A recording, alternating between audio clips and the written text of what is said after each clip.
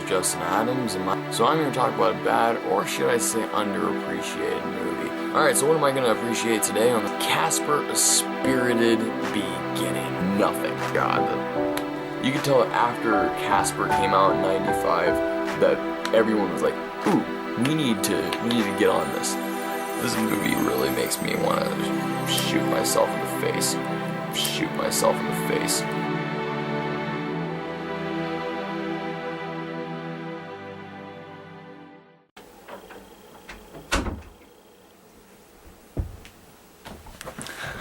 I had to take a pee break.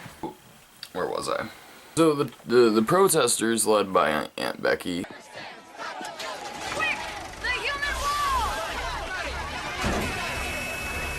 they are rudely awakened by the ghostly trio Stretch, Fatso, and Stinky. Oh, dolls! Don't you get it, bone bag? Oh, dolls!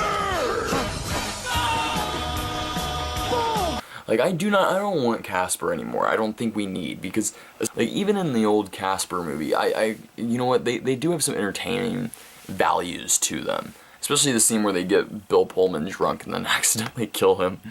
That shit is funny. They take risks in that one. But this one, the characters are just fucking, they're just so annoying. And they have no backstory. They just appear in the mansion. Like, they just live there, and they're tormenting these people. And the kookiest out of all of them is the main kid. I don't know, like, sure, he's a loner, so he has time, and he whatever. But he knows the ghostly trio. And he just hangs out with them, and he doesn't mind. He takes pictures of them. He likes ghosts. He knows that there are ghosts, and he doesn't mind.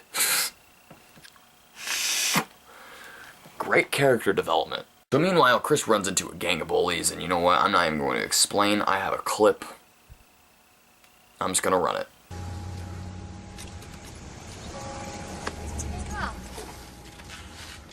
Don't ever smack me, bug. Old, old, old, old, old. But look, creepy Chris Carson. Here he keeps spiders as pets. Yeah, probably eats them too. Let's pay him a friendly visit. Now that we're done with that, so Chris then goes into the mansion. He really wants to be, like, a part of the ghostly trio. Not scared of them at all. He's like, wow, you guys are cool. Again, this kid's acting is horrible. The mummy wrap was a nice touch, guys, but the wedgie, it seemed a bit overused. Don't you think? Horrible. Of course, the ghostly trio, they harshly reject him. Kid, how many times we gotta tell you? This is an exclusive club, and you ain't invited! Sorry, bud, you can't hang out with ghosts. Go hang out with kids your own age. While all that shit is happening, the ghost arrives at the spook station. I don't fucking know. And Pauly Shore, and they find out that the evil Kibosh, terrible green guy. Charge here, and nobody skips training. Especially little snot noses named Carter. That's a Casper, sir. Silence! The terrible green guy finds out that Casper skipped out of his school, his scare school stuff. And so he's like, that cannot happen, we need to get him. And his little assistant, his spineless assistant, Snivel, aka Pauly Shore, who's just... I'm Snivel, and welcome to our ghost train station. In other words, the station where we train you to be ghosts. Get it? Okay. He's Pauly Shore in an animated movie. Over the next few weeks, you, the rookies, will be learning the A-B-C's of the ghost life. Okay, again. Like, he's not a character at all. He's just Pauly Shore being Pauly Shore. Like, he even does his little, ooh, hey buddy. He doesn't try at all. Now, you deadbeats, file through here. Ready, march. All right, everybody, come on. What are you looking at? Move. I am Snivel. I told you, keep on moving. March, march, march.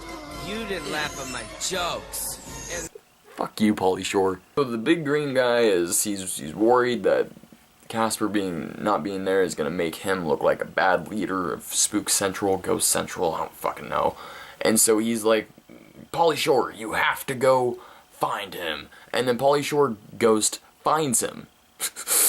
There's nothing to it. He finds him. And then the weirdest part about it is like, find him. So you'd expect like, find him, capture him, blah blah blah, all this obstacles, things are gonna get in the way. No, he finds him, he spies on him, and then he reports back. And the guy's like, what should we do? Grab him.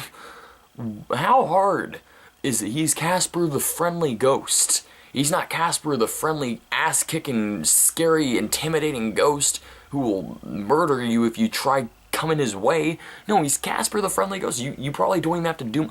Hey, I'm a ghost. Really? Yeah, you wanna come? Hey, buddy, you wanna come over to Spook Central and we're going to get some pizza? Chris, he runs into Casper and... play the clip. I'm sorry. No problem. Whoa! He didn't scream. Hey, you didn't run away. Oh, wow, a ghost! Hi, let me get your picture. Oh, wow, a ghost! Hi, let me get your picture. Chris and him become friends. And Chris is like, hey, you should go to the trio ghost guys at the Applegate Mansion. He's like, what? And he takes him, and then the guys are like, who is this? So the ghostly trio see taking Casper and teaching him things as an opportunity to prove that their techniques are much better than the green ghost that runs Ghost Central. Yeah. And now Sneevil, he sees this. He's like, ooh, the guys are gonna teach Casper. I'm just gonna keep doing Pauly Shore impressions. So they teach him how to go through stealth mode, aka be invisible, and go through walls and stuff, do ghost things. Like, he should have already known how to do. It's not hard. Just go through a wall and find, oh, I can go through it. But no, in this ghost world, if you don't know how, you can get stuck in a wall. So what do you have to do? You have to do not get stuck in the wall. How to be scary, but he's too friendly. He's too much of a friendly ghost to be scary.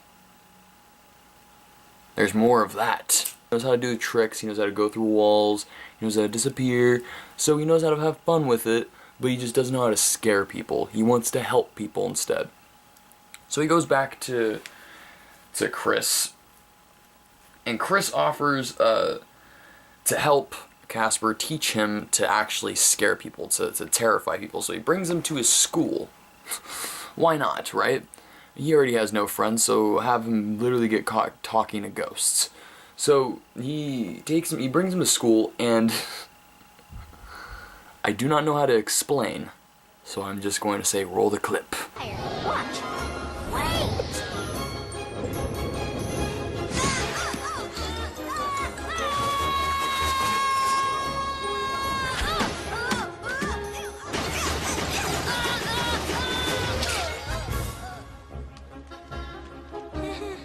I think you're gonna need this right about now.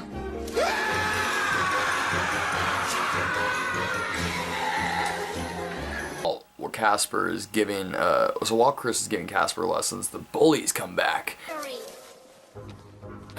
are you talking to, Space Cadet? Your imaginary pals? That's only because daydreamers don't have any real friends. And there's this girl, I didn't mention this before, but there's this girl who kind of likes Chris. She doesn't want to admit it because she hangs out with a bunch of the cool kids, the cool dudes. But she kind of likes him. She's like, Hey, come on, guys, let's go. He's not bothering us. and Casper doesn't like it, so he attacks them, he does some shit. They say this library is haunted. By who? Ernest Hauntingway?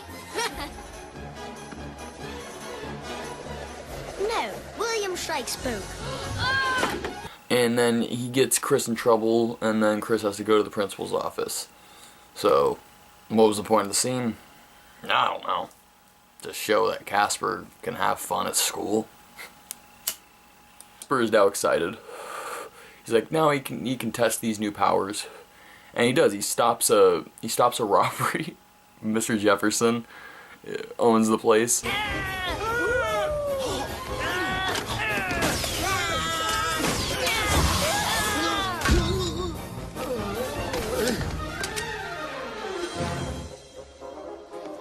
Ghost!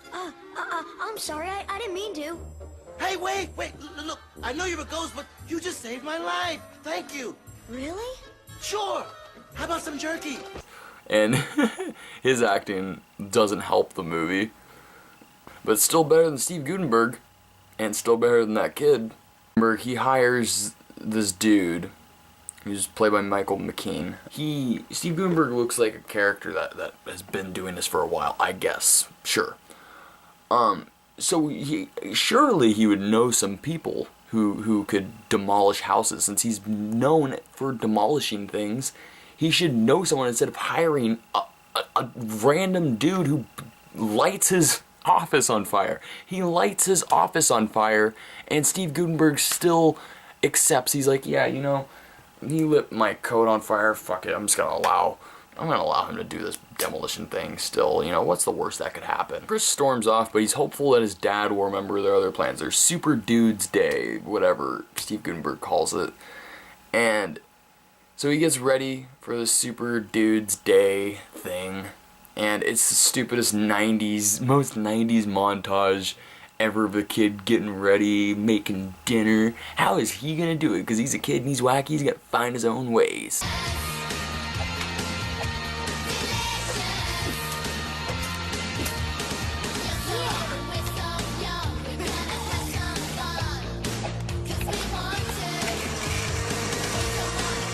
And then begins the creepiest Aunt Becky scene of them all. She shows up to the kid's house.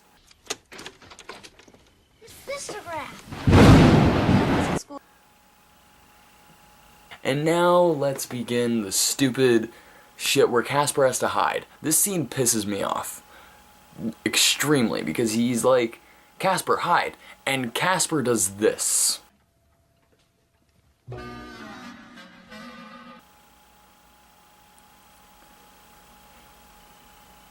I would understand if he didn't know how to do any of those things, you know. But this is the point where he knows how. He knows how to disappear. He knows how to go to other places. But instead he goes to a wall and pretend... Oh, look. That's a toy coat rack. Oh, that's so cute. I don't know what's worse. That she believes it? Or that she's a teacher? Probably that she's a teacher and that she believed that. Oh, God. It disappears. Like, he's like, that's a coat rack. And then Casper disappears. She never asks about it. And then once she leaves, he's like, let's get things started or something. Something happens. And Casper disappears when they're alone. It's like, why the fuck didn't you do that when Aunt Becky was in the house? Why did you feel the need? Are you that bored, Casper? Or were you just in the mood to not do what you were supposed to? One fucked up ghost, Casper.